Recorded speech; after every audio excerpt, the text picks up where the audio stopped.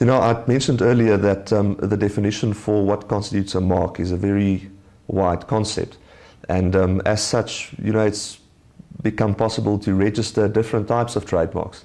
You know, I think looking at the traditional type trademarks is where you get your good examples of invented words, invented terms, things that are inherently distinctive. That, you know, I think the word Kodak for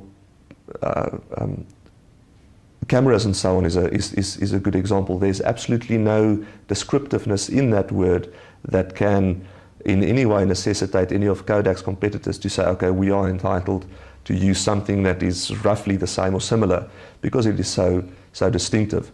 Our courts have in the past also held that, you know, the registration of, for example, a slogan or a tagline is possible. You know, the main requirement for that registrability being that the mark must be capable of distinguishing your goods from the goods of your competitors. Now, if you look at, for example,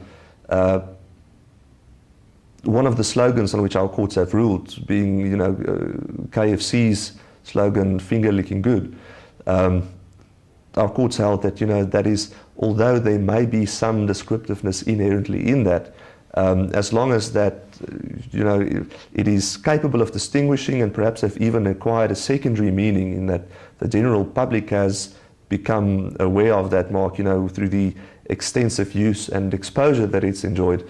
They've come to associate it with a particular fast food restaurant.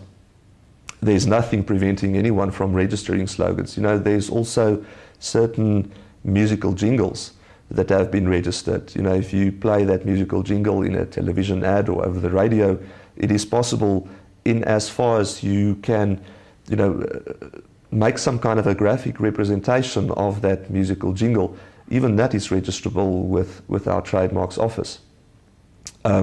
Other non-traditional marks that, you know, we may have in the past not have been registrable, but have now, in terms of our new act, the 1993 Trademarks Act, become registrable is, for example, three-dimensional marks.